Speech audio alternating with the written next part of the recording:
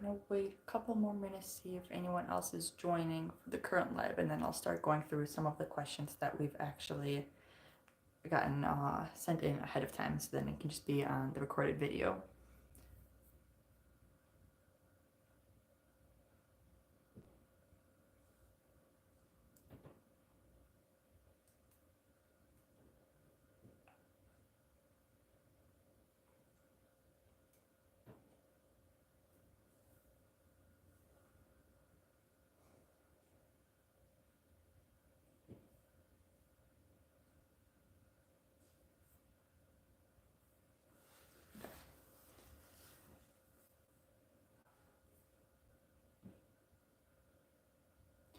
Okay, so just like we did before, if you have questions while I'm talking, go ahead and send them in the chat. I'm going to continuously reach over to make sure I'm seeing the chat come in. But I had some questions that you guys left here and on Instagram, and I'll go ahead and start going through those. And if you have questions in between, definitely chime in with whatever questions you've got. So one of the bigger questions that I'm constantly getting is in terms of screen time, using TV. There was a specific question in terms of using TV for language development, especially when we're learning more than one language, and whether that's beneficial or detrimental. And in terms of scientifically, the studies on that are really split. There are some studies that really think that putting a child in front of a TV and letting them interact with the TV takes away from the opportunity for the child to hear language from an adult or to play outside or to do any kind of hands-on activities. So there's that viewpoint, and then there is the view that some kids were able to actually pick up more language by listening to the TV, especially if it's a language that's not commonly spoken in their area. So it really comes down to what would your child be doing if they weren't watching TV? Is it a point where you're working from home and they're done with all of their activities for the day and there's nothing else that's holding their interest, and you don't have a moment to sit with them and read them a book or go outside with them, you're in a meeting, and the most language they're going to hear is from a TV at that point? That would probably be a better use of the TV in that situation. In our case, I'm just staying at home with Stella, so anything that she would be getting from a TV, she could get that much more from me because she would be having that actual one-on-one interaction with a person, and kids do learn a lot better from interacting with an actual person versus from a screen. So it really depends. It also depends how the child reacts to the TV. So just like the comment had mentioned, once the TV started getting more involved in the child's life, they started kind of abandoning their activities and wanting to come over and interact with the TV more. And I've seen this happen a lot. I've seen it happen with me. I've seen it happen with kids at school. I've seen it happen with Stella even. My mom gave me a really good example. There was a child who was really involved with a lot of the activities in their Montessori class. She was incredibly brilliant.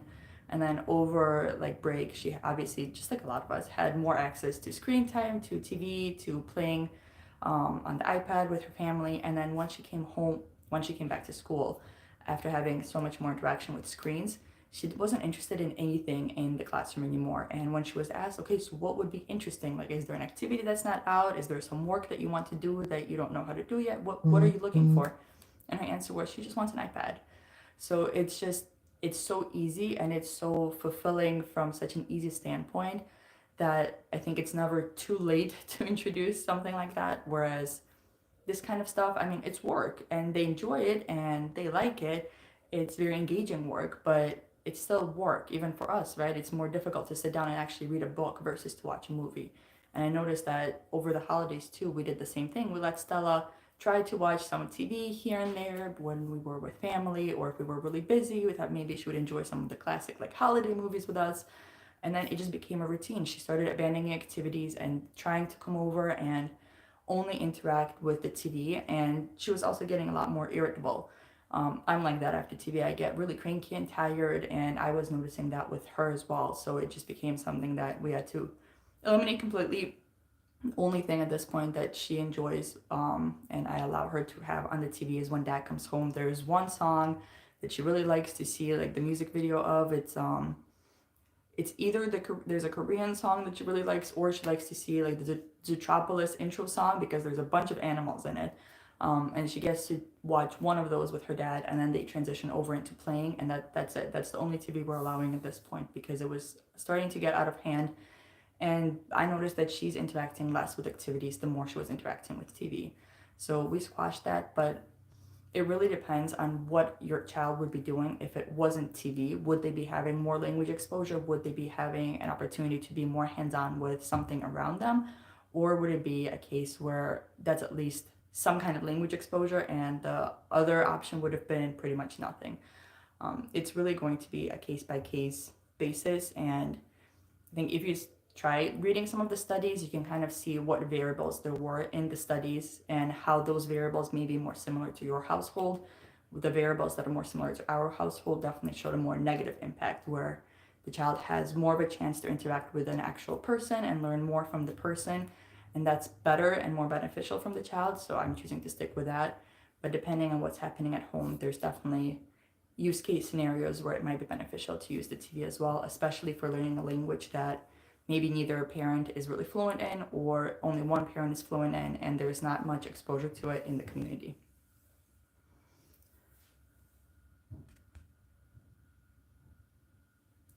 And another question was in terms of music, what kind of music Stella listens to and what we use for listening to music.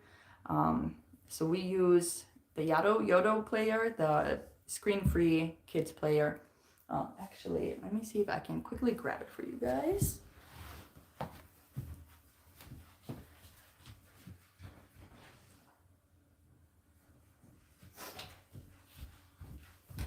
Okay, so this is what she listens to music on. Yodo, I've heard it pronounced different ways. Let me see if I'll turn it on. There it goes. Is it going? So it's got like pixels and lights, but it's not an actual TV screen. And then I use the make your own cards, but they have pre-made cards that you can put that they have with actual kids music or read along books or like podcasts. They actually have like a podcast version on here and a little kids radio. So it's very easy to operate. She figured it out very quickly. So she just puts the card in here on her own. And then I've got 12 songs in here that she likes, and she can either press the buttons to get through the songs or she can rotate and press it. And this is where she listens to her music for the most part. Sometimes there's some songs that I haven't uploaded here yet and I just have to play them on my Google Hub. But this is what she prefers to listen to them on because she can physically pick which song she wants. And she'll listen to a mix. She doesn't listen to just kid songs. She doesn't listen to just adult songs. I tried doing some like classic music in the background because that is what you will typically hear like in a Montessori class. They'll play classic music very, very, very quietly so that the kids have to be very quiet in the class and then they can hear it and enjoy it. None of us are really huge fans of classical music ourselves. She really likes very exciting, like very fast-paced songs, and that's what my husband and I both prefer, so we don't gravitate towards it naturally. But we have on here like a mix of kid songs in Russian and in English. No, we have a mix of kid songs in Russian and in Korean. She's got a couple like Korean pop songs that she somehow incredibly enjoys, and since it's more language exposure for her, I have them on here. And she's got like one or two English songs, like the Zootopia song that she really likes, and one random Italian song. But we've been trying to have her listen more to the songs that allow her to repeat what's being said. So something along the lines of like the wheels on the bus go round and round. There's a Russian song that talks about all the animals and all the animal noises that they make. And it continuously repeats like the cow says moo, moo, moo, moo. So then she's started to pick up on that. And when the guy says moo, when the guy says the cow says, she starts to imitate and go moo, moo, moo. So it's really helped her learn a lot more, I think, just because someone else is saying it. So she's enjoying it. So we've been having her listen to those kinds of songs along with the other songs that she's liked. So if there's any questions in the live.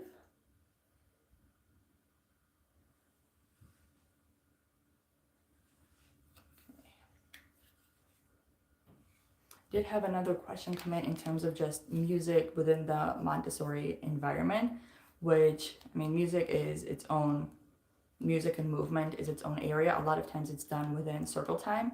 So I don't actually have an actual circle in my play space, but in the Montessori class, they'll have like with blue tape often. They'll put blue tape in the center of their work environment. And when the kids are transitioning, they'll all kind of sit on the blue circle and they'll all either talk about something or they'll sing songs or they'll discuss what their day is going like. And then they'll do movement on that little path. So they use it almost as like a balancing practice. They'll have to balance walking on that blue tape. And a lot of times if they're doing any kind of song or dance practice or that's their chance for movement, they'll utilize that blue line, that blue circle. In terms of like music within our house, aside from listening to the music on the player, we do have like her instruments here. She's not using them quite as much recently. I think it could be in part because like she's had them for quite a while, and if we start using them, she'll use them as well. My husband and I are really not musically inclined. I was a dancer, so I have some rhythm, but I cannot sing. I don't understand notes the way that you're supposed to understand them. So the most we can show her is literally like a very basic level of banging on the xylophone, for example. So I think if we had someone who was more musically inclined, it would definitely help. My parents have a little like piano keyboard, like an electric one in their house, and my mom plays the piano just a little bit. But when we go over there, she's very interested in trying to play on the piano a bit. I think if it wasn't COVID, I would have loved to enroll her in some kind of class that allows her to explore music more. For now, this has been like most of what we use for making some kind of music, and she's been really interested in things like percussion instruments where you have to bang things together to hear what happens. When it's the summertime, we have an outdoor little music garden in our play area, and she really enjoys that because there's different drums and there's a giant xylophone, but it's outside. So we utilize that, and that's always available to her over in her little section. I've been trying to think of what else I could incorporate to give her more access to music, but she really likes listening to songs. So this thing is always available to her, and she'll use it throughout the day, multiple times a day. But surprisingly, she also knows when to stop. So she'll turn it on first thing in the morning. She'll listen to it. She'll often go, we have her little easel set up. She'll draw while the music is playing. And then if she wants to do some more specific work, like if she wants to read a book or if she wants to do a puzzle, a lot of times she'll come over. She'll like yank this card out and go bye-bye. And then she'll put it aside because now she wants to concentrate. So it's been really good for her to use this, I think, to really have that autonomy over when she wants music and she doesn't want music. And we do a lot of dancing, and she wants us to dance with her. So I've been trying to show her purposeful movement other than just like shaking around. I got her balance beam too, so she can start working on her balance. She's been figuring out how to turn around in circles. Because I have some knowledge of how to dance and how I was taught to dance when I was little, I've been incorporating some of that with her. So then she's kind of mixing together music and movement. So that's how we've been incorporating music within the Montessori space. I think if you're capable of making any kind of music, if you're able to sing, my husband and I cannot sing for the life of us, but if you're able to sing, if you know how to play the piano, if you have any kind of real instruments, it would be wonderful just even to model to your child or just to sit next to them and show them how you do it so then they can get exposure to how real music is made. I think that's a really good option as well. Just that between my husband and I, neither one of us is capable of doing that at all.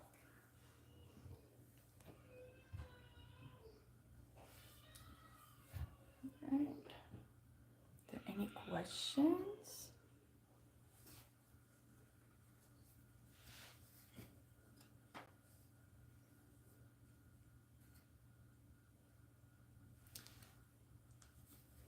There was another question. Let me pull it up.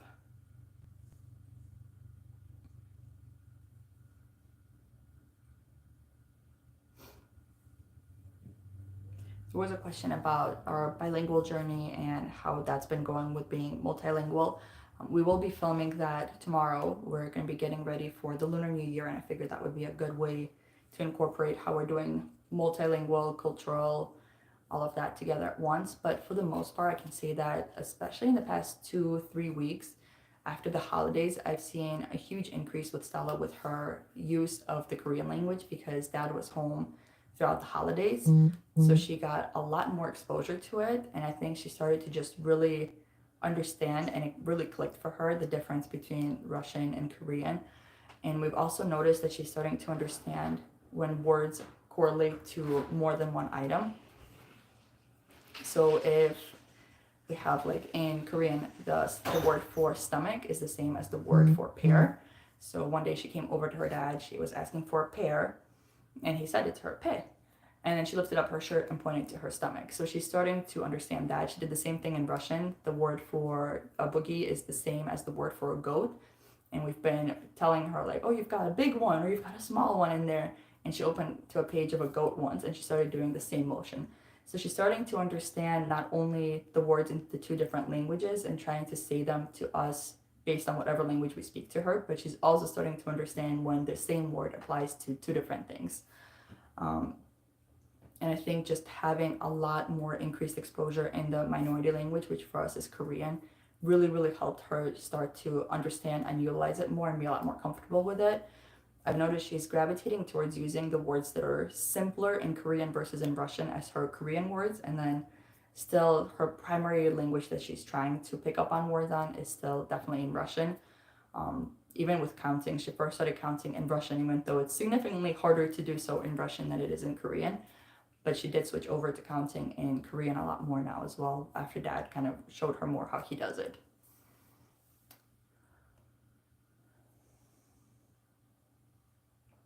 Hello. Okay, what toys for a 14-month-old and what should their day look like?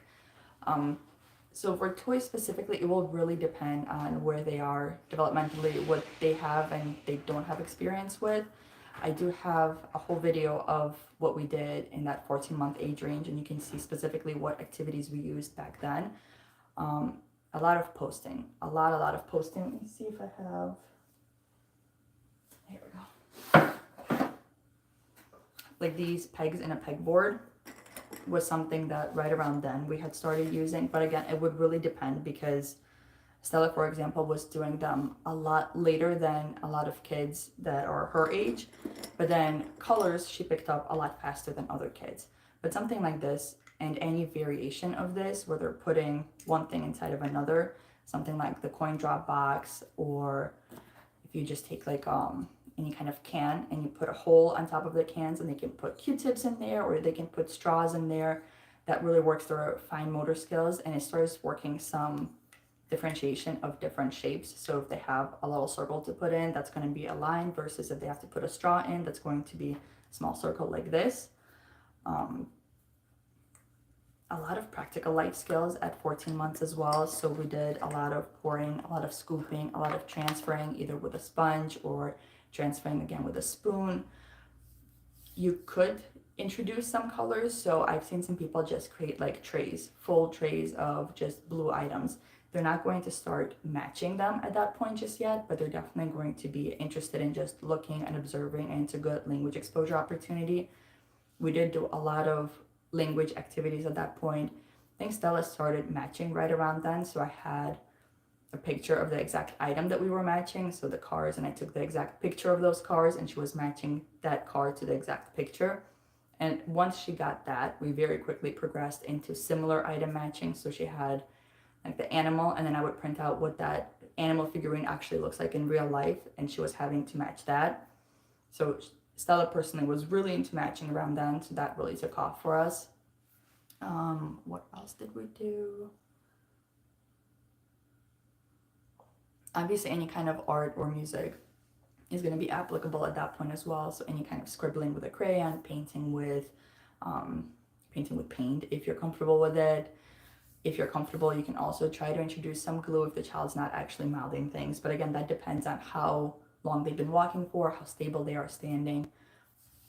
At 14 months, I think is also when we started to introduce our beloved latch box.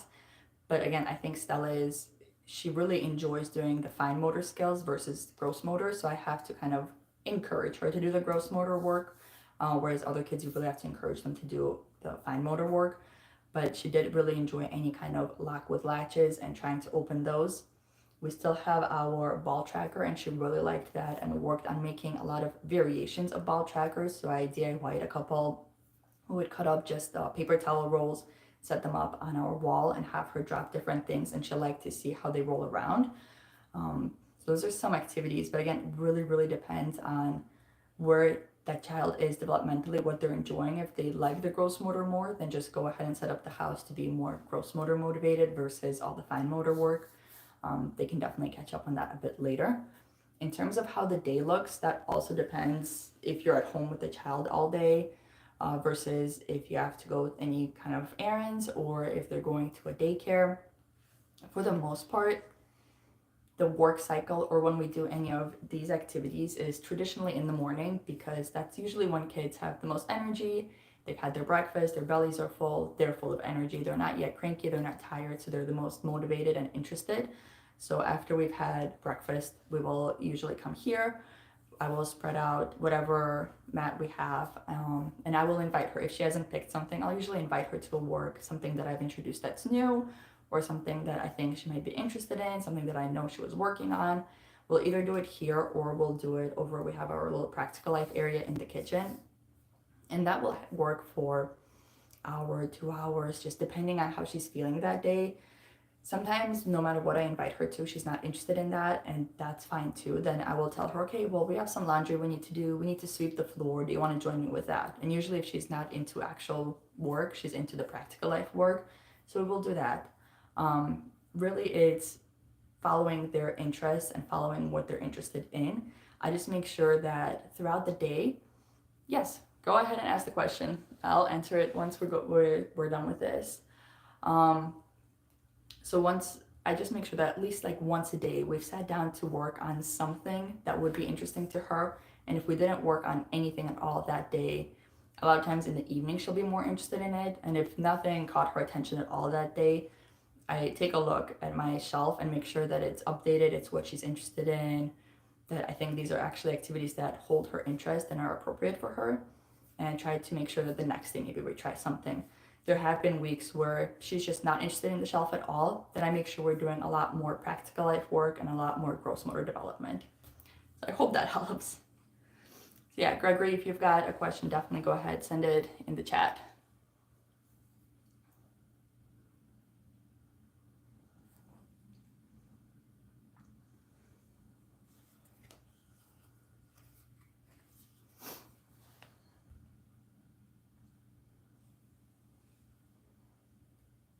Montessori toys made for dogs. I don't know about that. I really don't know that that's a thing.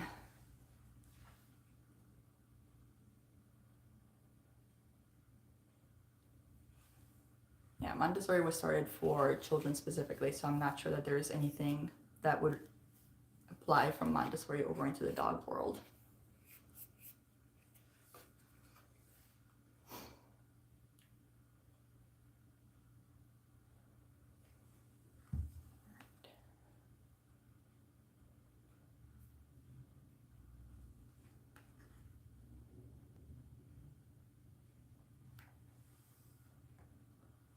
Is there any other question?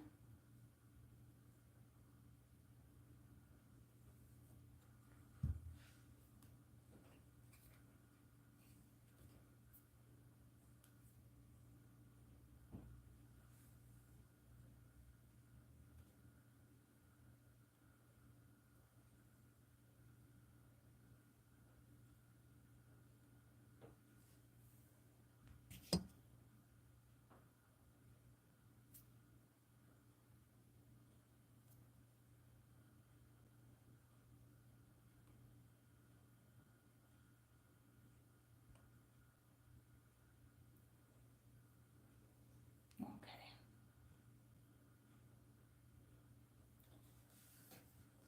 There's not another question. Tara had asked about balancing you time as a mom versus implementing Montessori at home and what all that entails, because that is a lot of work. If you guys have any suggestions on that, that would be great to hear from you as well, because I actually struggle with that. I don't do a lot of me time. My me time is usually me working on the YouTube videos and working on Instagram posts and stuff like that. It was just recently that I took some time to actually go ahead and like have a bath by myself.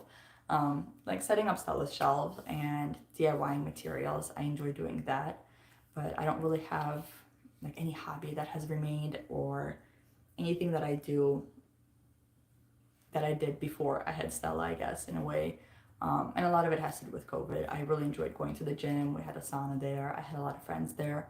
I don't feel safe going to the gym right now, especially with Stella at home, and it's not something I can easily fit into my schedule the way that it is now. If you guys do anything that's actually enjoyable and is your me time and you're able to work it into your schedule, regardless of whether you're a stay-at-home mom or you're a working mom, definitely let us know either in the chat here or if you're watching this after the fact. Leave us a comment so I can get some ideas, because yeah, that's not really a thing that happens around here anymore. Is there any other questions?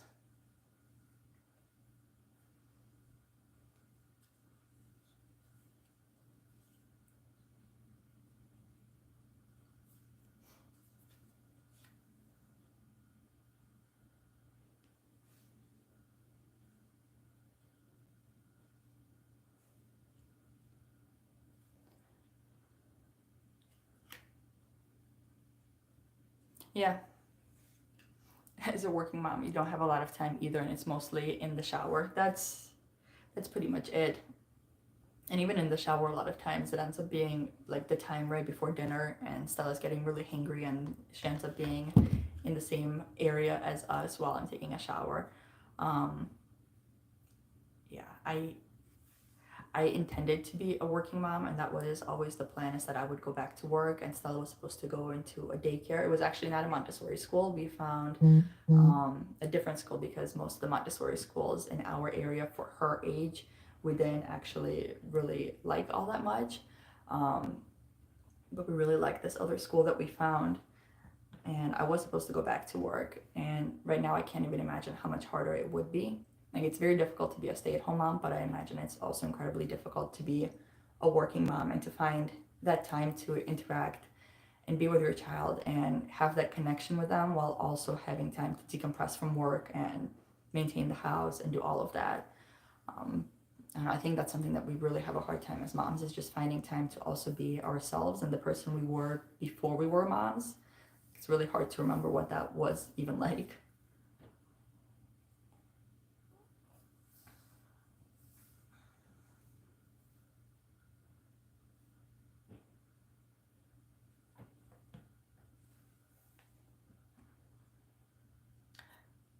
There was also questions about busy boards specifically.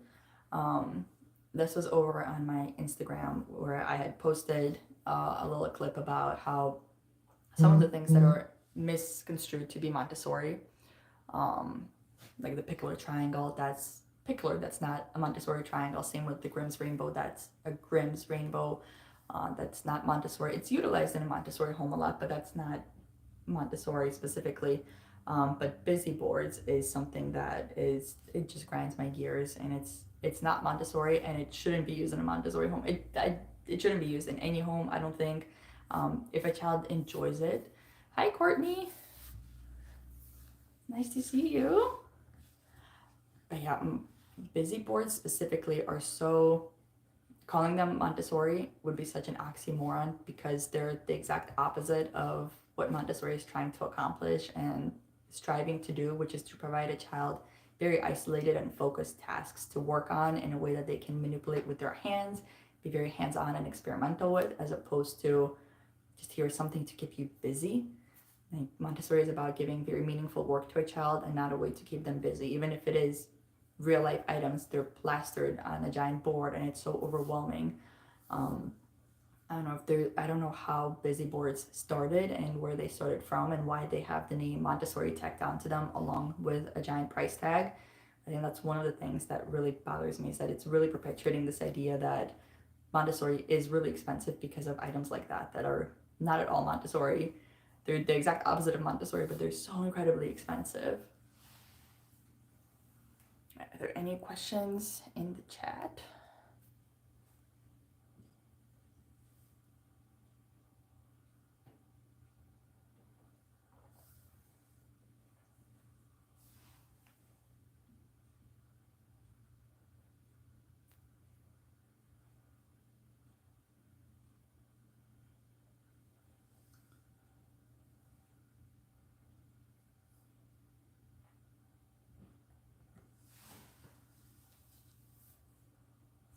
We're also, I know I had a question before about doing an art space in the Montessori home, and we're working on revamping it. I'm looking behind me because that's where Stella's art space will be.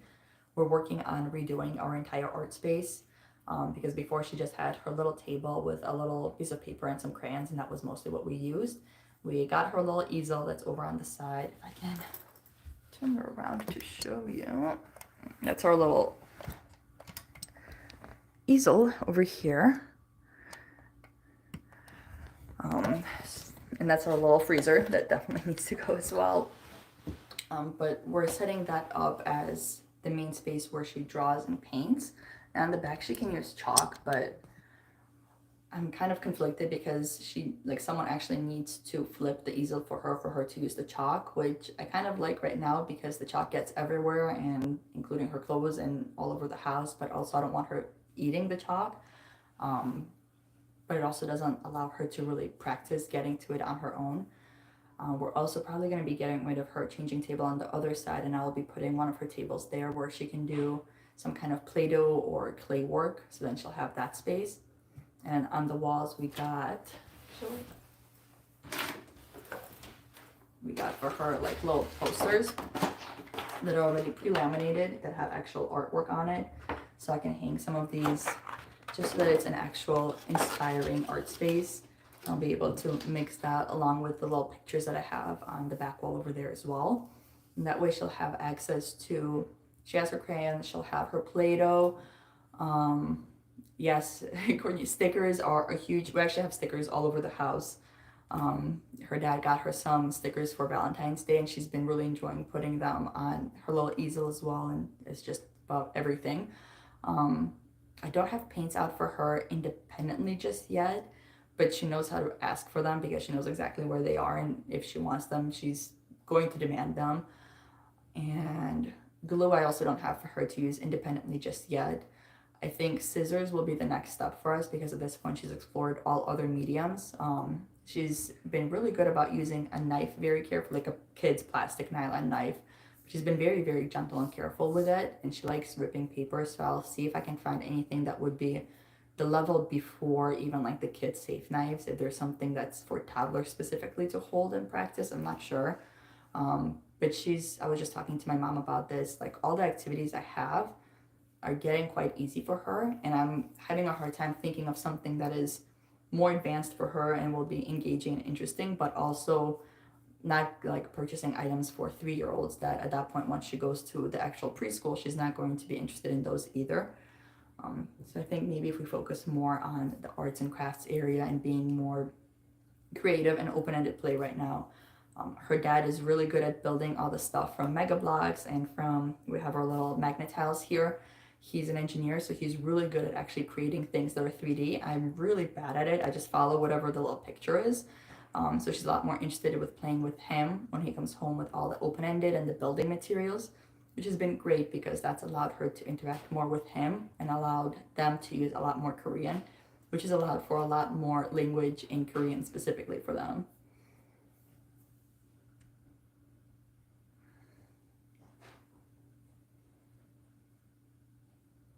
Ooh, an outdoor play space, a mud kitchen. So I had never heard of a mud kitchen until I got into like the Montessori Facebook group specifically. But I think it's great. Anything that you can do to utilize the outdoor space and kind of allow for a movement between outdoors and indoors. In my mom's school, every single class had like a nice big door that would open up to some kind of little area that the kids can utilize, and especially in the summer when we had less kids and it was just summer camp. We would kind of open up that door and they have a very designated space where they're allowed to go, and we have one teacher outside, one teacher inside, and the kids would go back and forth and they would do some of the work outside, like they would do window washing but from the outside, or they would go outside and water the plants there. I think it's wonderful. Anything that you can do to be outside more is great. I think mud kitchens look really fun. I think we used to do that as kids just without an actual kitchen. We would just find ditches in the ground to play in, but an actual place to do some productive work in that's designated for that sounds really great. We only have a little sandbox and we have like a little swing set with a slide for her and a water table. But nearby, close enough, we have a playground that we go to, and I haven't really thought of what else we could do to implement like playing and working outside. We have a little picnic table, we have a little picnic blanket that I will just usually take her materials and go outside with them with. But I think as the summer and the warmer months roll around, I'm going to need to look into what else she would be interested in doing outside. Because since it gets incredibly cold here, and I think Courtney gets incredibly cold for you there as well, once it warms up, I would prefer to spend as much time out there as possible.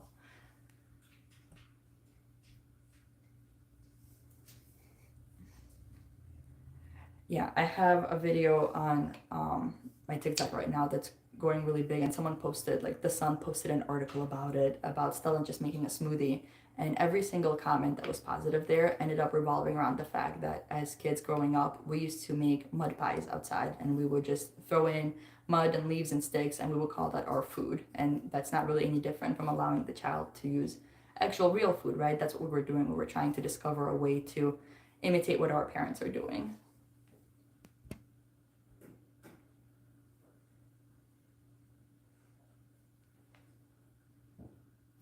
All right, we've got a question. My child grabs my hands and makes me do things that she can do herself. I've been doing what she wants, hoping one day she'll do it herself, but it's been 4 months. How old is she?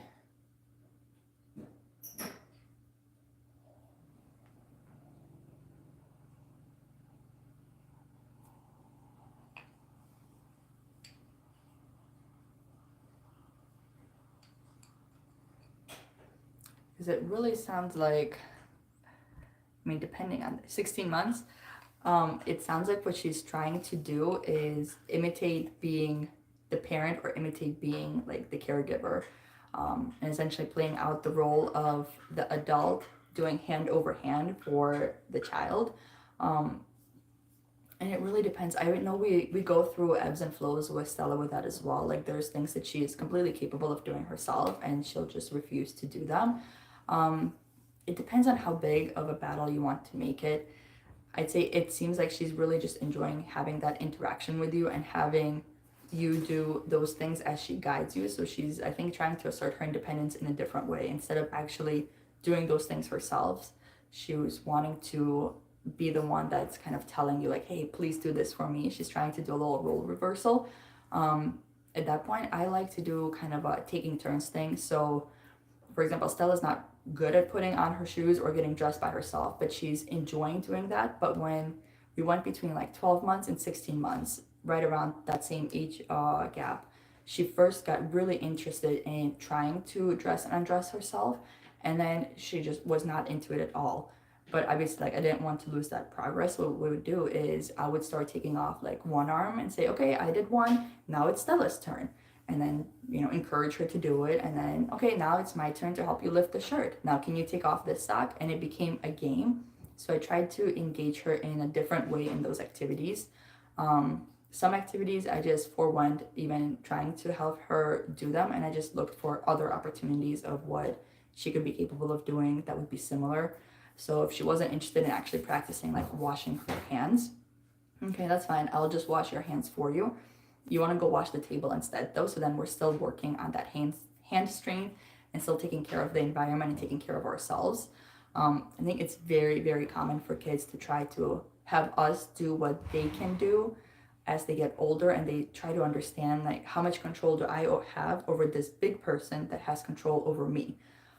So it just depends on what tasks and how meaningful or not meaningful it is that she's wanting to have you do them. I would say if they're meaningful tasks, try taking turns and making it into a game, or okay, I will do this one now, can you do this one? If they're not that meaningful and she just wants you to draw a picture for her instead of drawing it herself, then maybe she just wants to see what you do these activities and how you are doing them. I hope that's helpful. Let's see.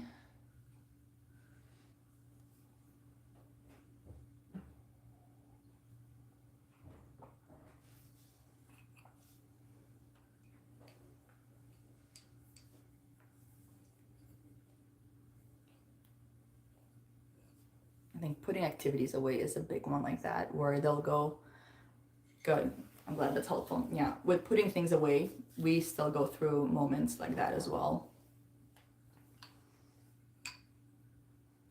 A video on self-dressing. I haven't made a video specifically on that. It would be a little difficult to film without it getting into some very tricky territory. We had a video we did on the nighttime routine where I kind of showed Stella was just first figuring out how to take off her socks, and she was pulling her shirt off over her head independently. And when she first did that, it was the most amazing thing to me as well. But I think I can make a video on kind of how we encouraged that. I would have to be careful with, we tried having some conversations in the comments on that video, and everything we were saying was getting deleted off of YouTube because anything with kids and the words of clothes going on and off was just getting flagged left and right.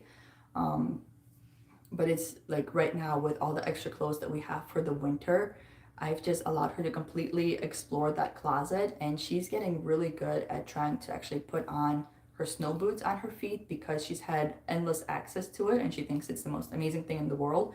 She's been really trying to figure out how to get them onto her feet and position them correctly. So I think just having them have access to it a lot more, and more oversized like clothes that are long sleeves. So something like this sweater, she has a very similar one that's it's I think a 2T, so it was quite large for her when she started wearing it. So she only had to do a little bit of work to get her arm out, but it really helped her figure out like, oh, this is the process that I do. So now she can do it more easily with clothes that are tighter or clothes that are actually like shorter sleeves. I think socks, pretty much every child has figured out how to take off their socks from a very young age. Pants is the one that's more difficult but very important for potty learning. So I think just taking their hands and helping them figure out how to do that and showing it to them. But then what happens is once they do figure it out, they think it's the most hilarious thing in the world to actually do that throughout the entire house. And luckily we don't go anywhere, so pants are off. But that's just something to be mindful of. If you teach them how to take them down, make sure you're also showing them how to put it back on, because they like to, once they figure out a skill, they're going to continue practicing it. The coat flip too. We haven't been able to get the coat flip to work because our coat has a little insert in it. So when we put it on, it's quite tight. So even I can't flip it over her. But if you've got a coat that's bigger and fluffier and it has quite a lot of movement, teaching them the coat flip is something they really like, and it definitely allows them to put on an item of clothing that they don't really enjoy with a lot more independence, and it's a lot more fun for them that way too.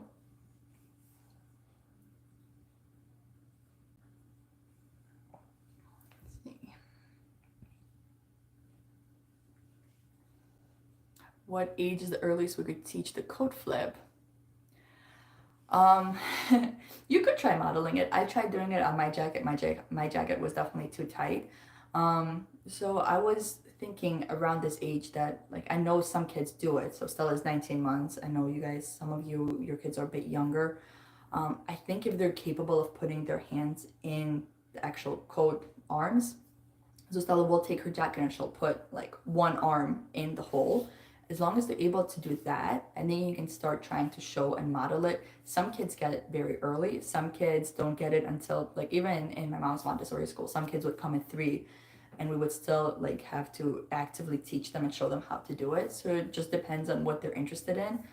But I think as long as they're standing and they have like pretty good control of their arms, you could show it to them. You can try to model it. What we usually do is we just place it and then have them put their hands in with our help and then help them put it up. And if the jacket is big enough, it just kind of drops back. That's usually the best way to show it. I saw some people commented that they tried to use a jacket that's like the next size up in order to show how that works. I don't buy my jackets that early, and even the jacket that Stella has, it's technically like 6 months too big for her, but we have a hard time like getting the arms to stay up far enough for her to be comfortable with it. So it's a trade-off we had to make. Like, she can't put her coat on by herself, but at least she's comfortable in it when she's outside. But if you have a jacket big enough, or you have some kind of like zip-up hoodie that's big and like movable enough for your child to try, I think around the 1.5, like maybe 16, 17 months, if they're interested in it and they're pretty good at like getting their hand in there, you can definitely try and see if it's something that they can figure out. But I have seen people modeling it, so you could definitely try modeling as well.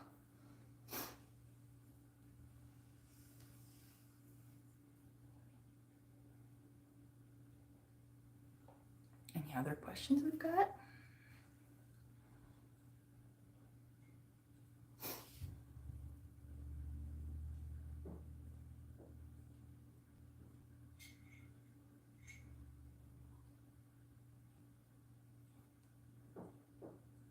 Last time we talked a little bit about potty learning, and that process got put on hold for us because right after that, we started changing a little bit of our laundry area. And so we had no access to the laundry machine the one day that we really actively tried to do some potty learning with her. And that was quite a panic driven moment for us. So, and at the end of that day, nobody was really interested in potty learning, including Stella.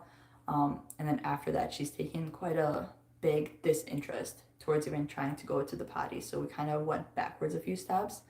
But we've also been working on trying to wean her off the pacifier at the same time. So at this point, we've picked our battles and we've chosen to stick with the pacifier route and just wait to see until she shows an interest again in using the potty.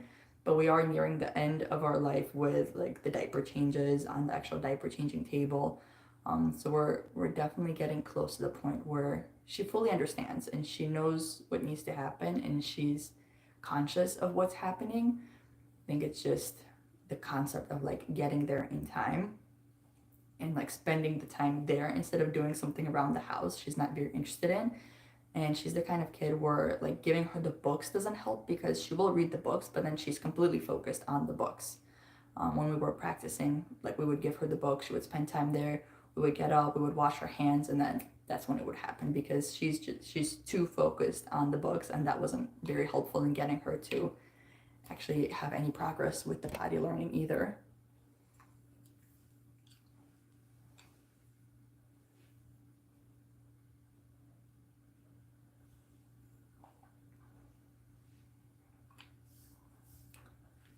Anything else we've got questions on?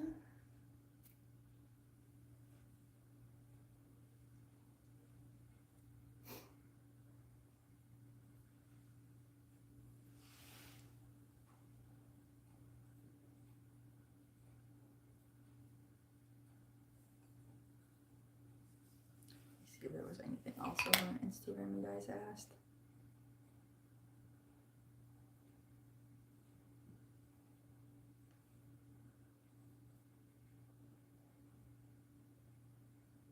I've had questions about what we can do to start cooking and specifically what can be used to start cooking with.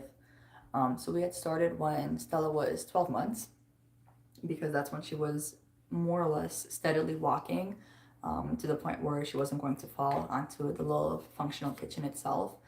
And we had started cooking specifically with just putting a banana in a little egg slicer. Courtney, you're doing great success with toilet learning. That's really good to hear. Put something in the comments for us about what has helped you be really good with the potty learning because we could definitely have some advice over here as well. But yeah, when we started cooking, we just started with a banana and an egg slicer, and that concept of like having to take the foot out, put it on the little kitchen prep area, do something with it, and then instead of just eating it immediately there, putting it on the plate. Like those steps, that entire process is the most difficult thing for kids to grasp, I think, because that's a lot more than just food to mouth. That's actually like taking the food out, doing something with it, putting it somewhere else, and then walking it over. So once she was pretty good about doing all those steps together is when we started introducing some other things for her to do.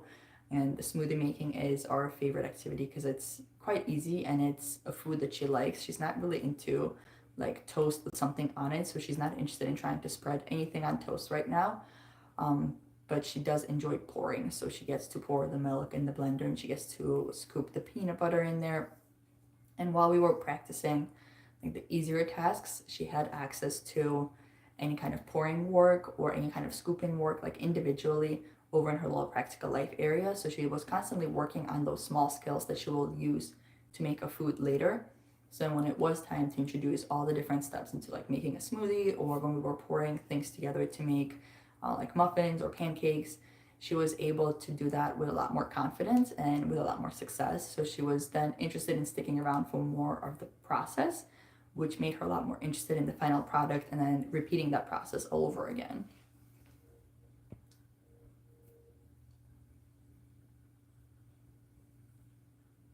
We've got a little song to run to the potty. You see, there was a song that like came up in one of the books that she read, and she thought it was really interesting and really fun. And anytime she sits and like opens the book, she pretends to sing. So she likes that concept of a song. But then when I tried to teach her, to show her like, okay, when we need to go, this is what we'll do, she's just not into it at all. I guess we'll give it time, and I'll see if she regains that interest, because there was definitely a moment when she was very, very interested in the potty learning, and then when we actually tried to do it, she changed her mind about that one very quickly. But I'm hoping that once we get through the pacifier stage, because that definitely needs to go. She only uses it for sleep, but I think that's the hardest point to wean it from, is when they use it to fall asleep. Once we get off of that, I don't want to overwhelm her with too big changes at once either.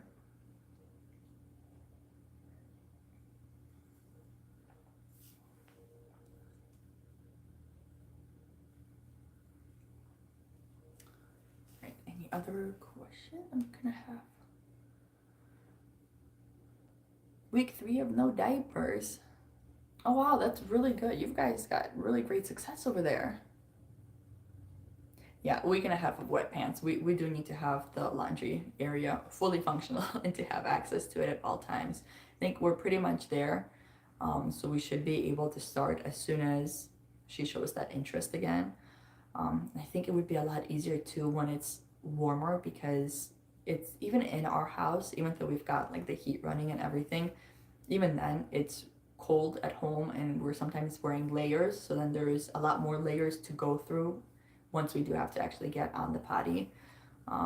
So if it takes that long and it's actually warming up outside and we're wearing less layers, I'm thinking it'll be a lot easier for her as well. Access to the bathroom sink. So our downstairs bathroom has like very harsh tile, and it has the way that we set up a faucet, it's very beautiful and very pretty to look at.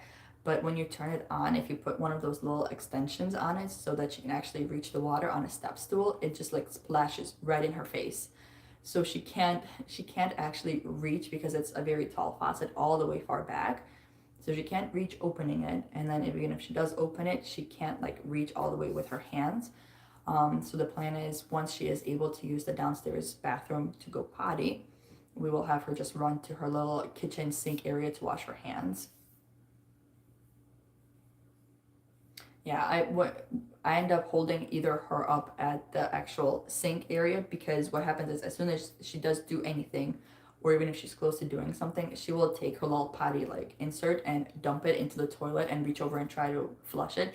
So I have no choice but to wash her hands, because she's already touched all the things in the toilet.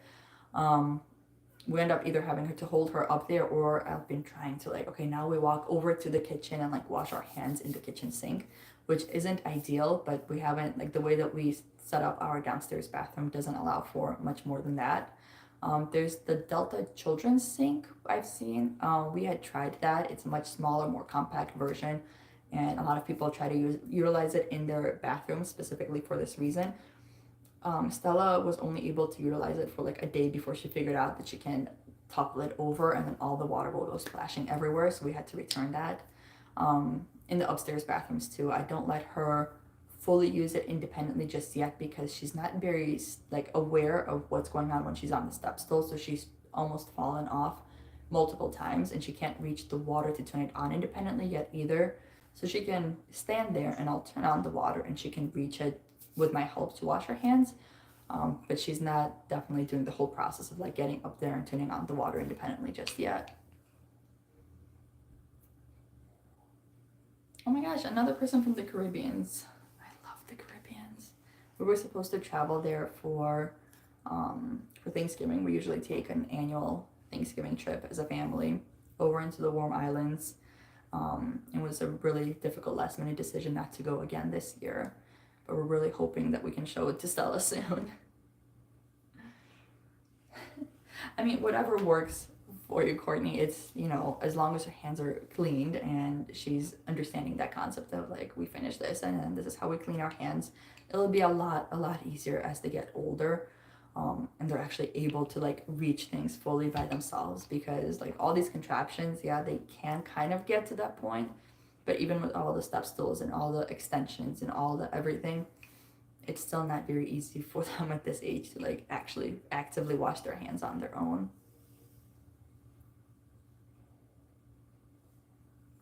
I mean, there's so many adults who don't even know how to wash their hands still. Like, to expect a toddler to be really, really fully capable of it is also not very realistic.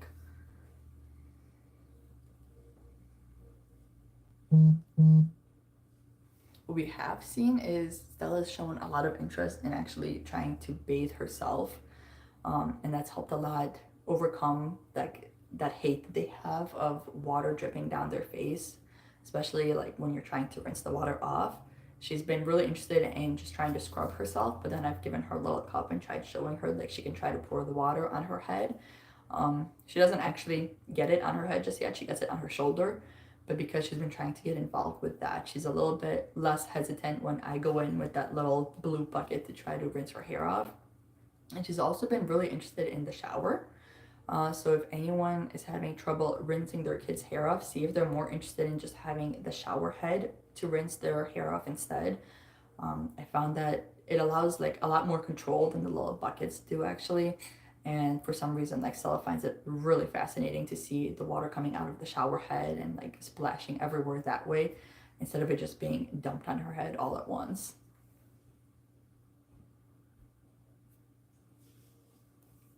Let's see if we've got anything else.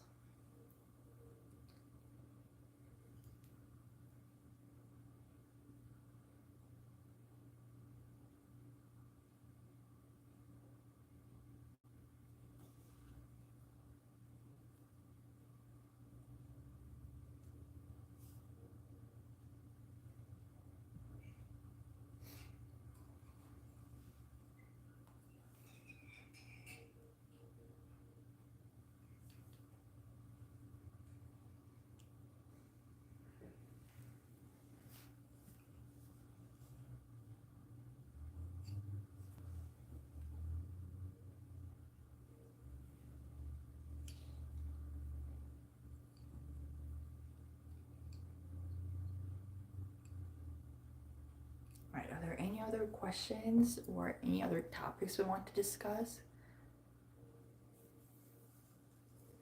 Do I get nervous doing these live episodes? No, because I've got a pretty small community and I see that you guys are all, like, I don't really get negative messages on my YouTube channel. My TikTok, I'm having a harder time with, and I'm not really sure that I'm going to be keeping it. I think there was a random commenter earlier on that seemed a little strange, so I took that away. But I like doing the lives. I think it's a lot more personable talking to you guys this way. The more nervous and nerve-wracking thing was that Stella was a bit late in her schedule today, so Dad had to go and put her to nap, and I was listening to see if I needed to just interrupt and go help him, but he pulled through. He was able to do it. The plan for taking away the binky. So what had worked really well for my brother is my parents had said like, okay, we're gonna mail the binkies off to a different child. Like, we're gonna send them off to someone else who really needs them. And he put them in an envelope and they went out and like put it in the mailbox. But we don't, like, nobody for the life of us can remember exactly how old he was to the point that he was able to fully process what had just happened. With Stella, she uses it to fall asleep, and then when she wakes up, she'll find it and then she'll put it back in if it had fallen out. For nighttime, I just one day like hid it and said, "Oh, it's not here. Like, we forgot it."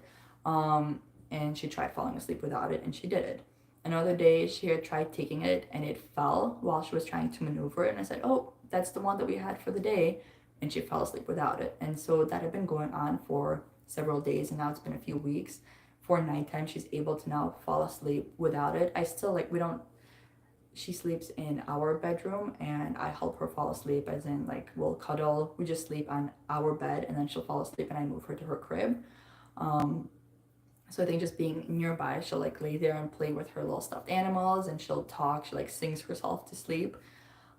So that's the only thing we've done with that. And I think my next step is just going to be to try to somehow explain to her like, we are done. We're going to put them away and hide them and put them in a place where we're no longer going to see them, because she knows where they are. So for nap time, like I'll try to do the same thing. Like, okay, we don't have a pacifier for now, and she'll point exactly to where we keep them. And when I open it, they're there.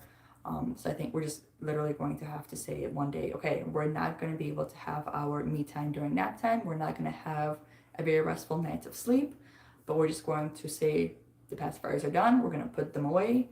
Because I've started noticing like her teeth are fine still, but I had pretty crooked teeth, and I'm seeing like her bottom teeth are starting to not be very straight. And I don't think it's related to the binky, because it's not the kind of deformity you see from when you look for like what damage does a binky do to your teeth. But it got me very nervous.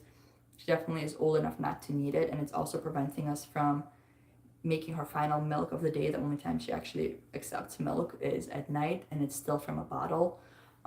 We're definitely like, we need to move on into just not using that anymore. So I think now that we finally finished all of our remodeling, we can just bite the bullet, not have a very peaceful night's sleep for a couple of days. But because she's been able to fall asleep, and I think the hardest time, like falling asleep at night, is usually the harder time for us. So I figure if she's able to fall asleep without it, she's capable. She knows how to sleep without it. We just gotta bite the bullet and just put it away. I'll probably just say we're mailing it off to like a goose in need, because she really likes geese. So if a goose is getting something, she'll probably enjoy it.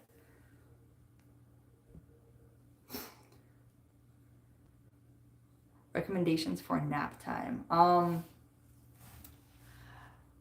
So Stella's not a very good sleeper. When she was younger, all of her naps were in the stroller, always, even in the cold. I would put her in like very warm clothes.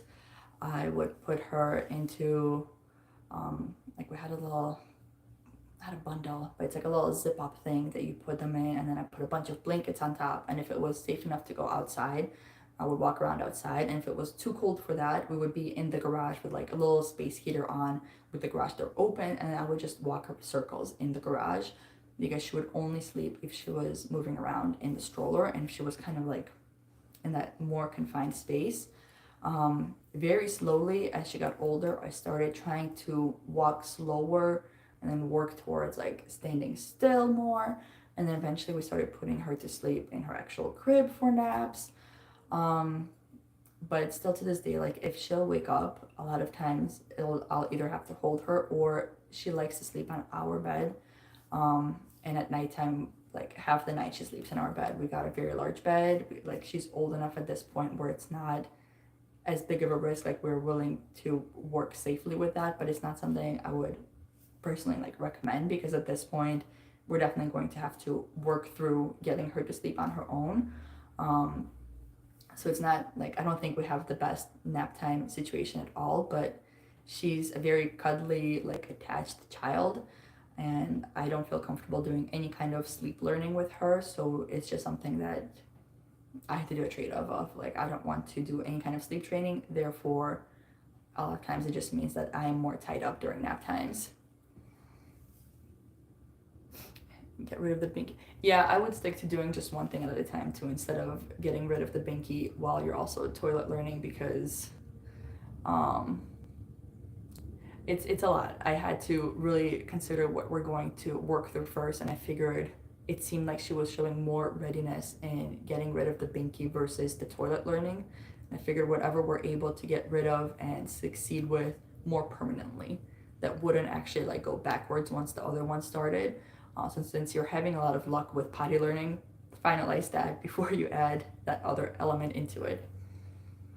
My baby is 10 months now. So far, we have been following the Montessori. We're gonna have loved the playlist. Oh, I'm so glad it's working for you. Thank you.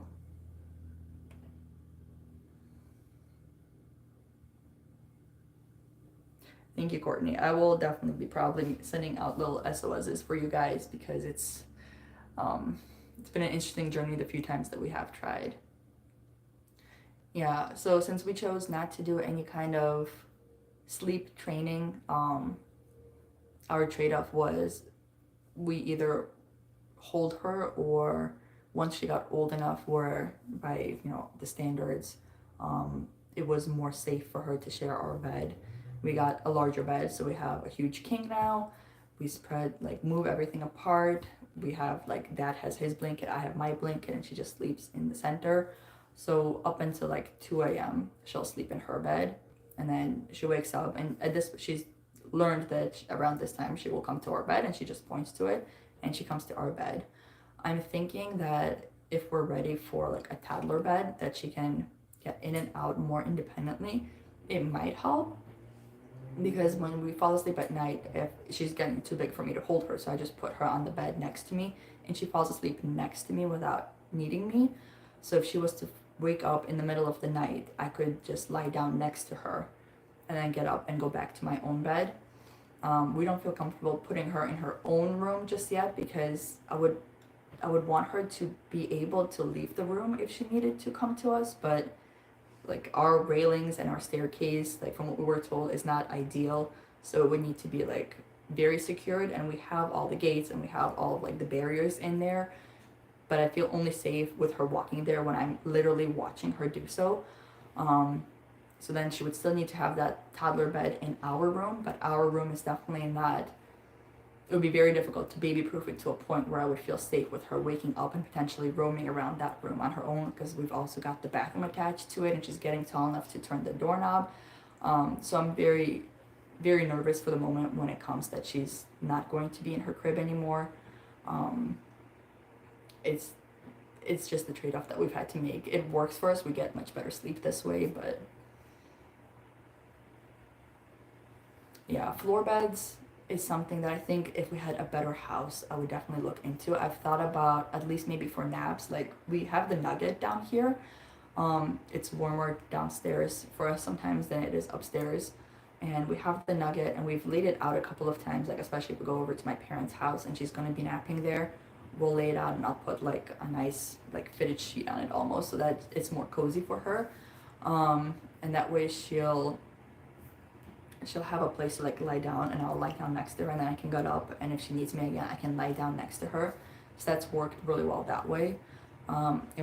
It's really just a matter of like figuring out what room is she safest in, what do we need to modify about that entire room for her to be able to get in and out of bed independently, or if she does wake up, because what we've noticed in the middle of the night is she's a very, very active sleeper. Like she will rotate, she will try to sleep on top of me, she'll try to sleep on top of dad. So I'm assuming if we were to leave her like on a floor bed on her own, she would also maybe like get up and walk around. So it would need to be a very, very, very safe space, and a warm space. We've got a lot of drafts and like really bad insulation in our house, so it's not ideal for a floor bed either.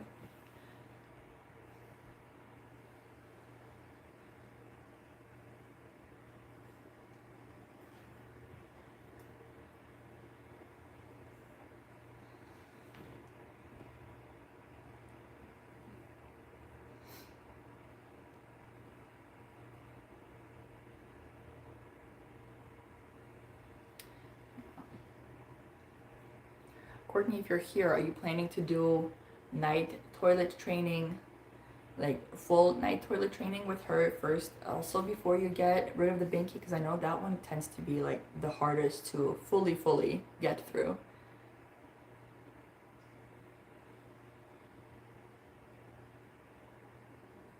Yeah, a floor bed.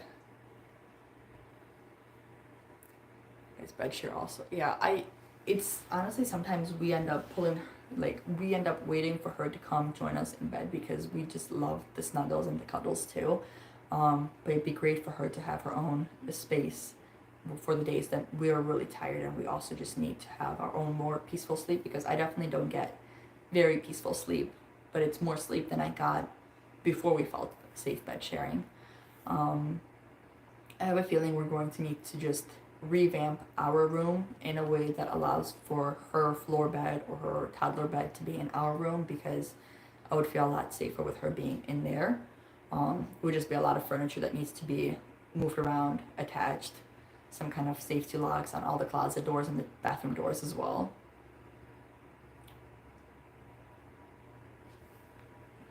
Ooh, night toilet training, and then you go for the binky. You've got tips on how you end up doing that, I would love to hear them once you have mastered that, because I know that's definitely a really hard one to get through. But I think the earlier you're able to do it, the easier it is for them. Oh, you put your own bed on the floor. That's actually an interesting idea. I feel like if we lived in Korea where that's the norm of just sleeping on the floor, like on a mattress or just on the floor itself, it would almost be a no-brainer. We would all just have a floor bed. Um, Whenever we visited my aunt, that's exactly what we did.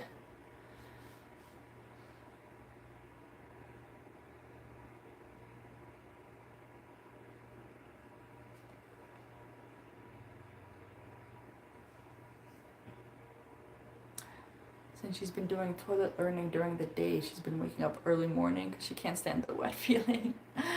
uh, yeah, but it's good. It means she's really, really understanding that concept and she's like listening to her body and she's, I think you're really on a great track there because what happens otherwise is they kind of get used to it and they just forget and aren't interested in fixing that. So if she's interested and she's understanding and going for it, you're on a great track. You're going to be one of the earlier ones to get through the nighttime toilet learning process, I think.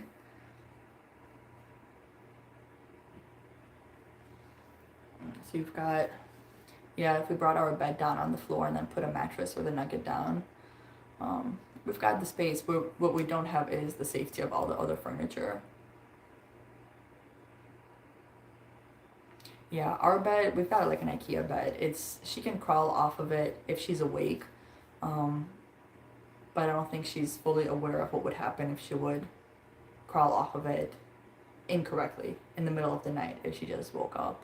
But our mattress is also quite tall. Obviously, it wouldn't be quite as damaging, but it would still be quite a fall if she was to just try to jump off of the mattress too. So we have a lot of things to think about in terms of that.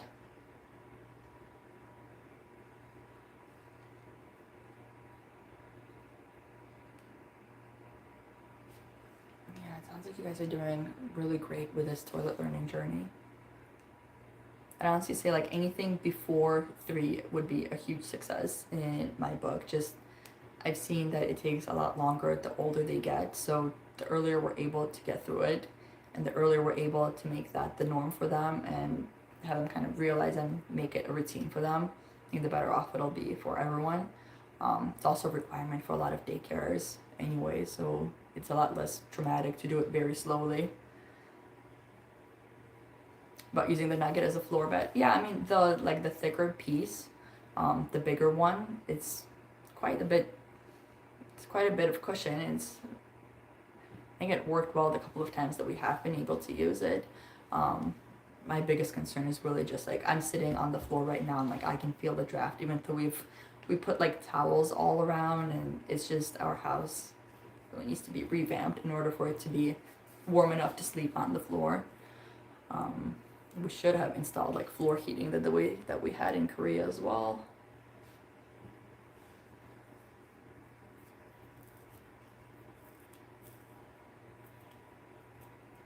And honestly, with the nugget being a floor bed too, it's a lot easier to just constantly like rotate it and flip it over and move it around. And you don't have to worry about any of the mildew or the mold under it. I think especially as the kids are older and it's not quite as concerning of like how thick the mattress is. But we have 2 mattresses because we've got the 2 cribs. So we could just put her crib on the floor and have that be the floor bed.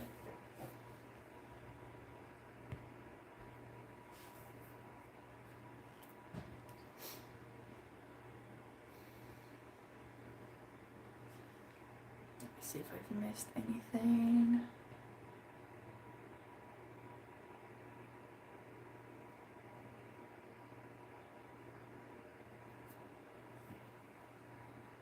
That is true. It's a very easy, like almost no cost. If you already have it, it's a very easy way to make sure that the child actually likes it. You could at least test it out, and if you feel like she would actually enjoy the toddler bed, at least you've got confirmation that she would actually enjoy it.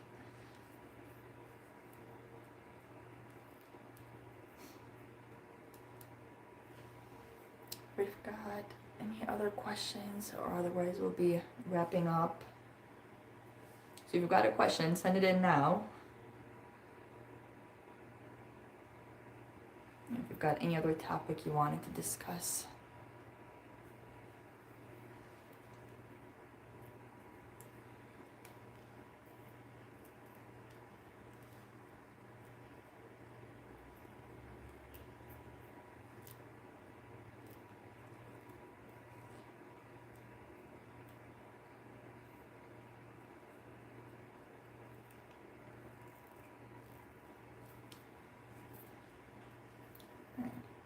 think we'll slowly start wrapping up.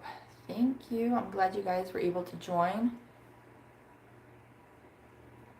Yeah, I've got to go finalize tomorrow's video, which is also on keeping your calm as a parent. So it's the same topic that Ashley had posted about.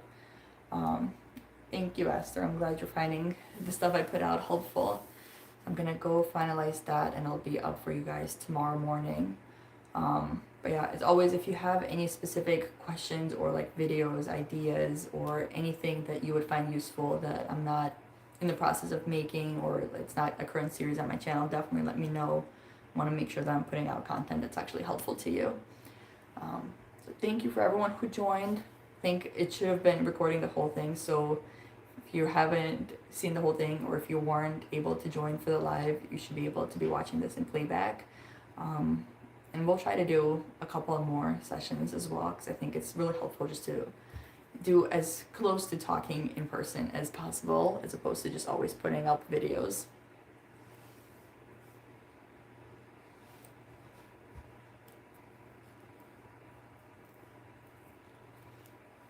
All right. Well, thank you guys. Yes, go ahead and come to me for help with the Binkin. I'll take help with toilet learning in exchange for that, Courtney.